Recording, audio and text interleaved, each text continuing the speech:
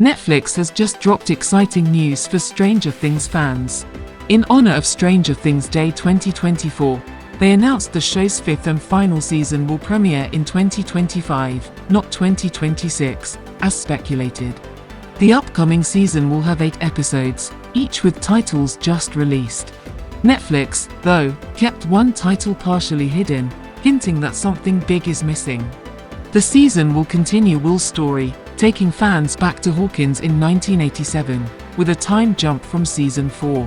The Duffer Brothers confirmed Vecna will return for one final showdown.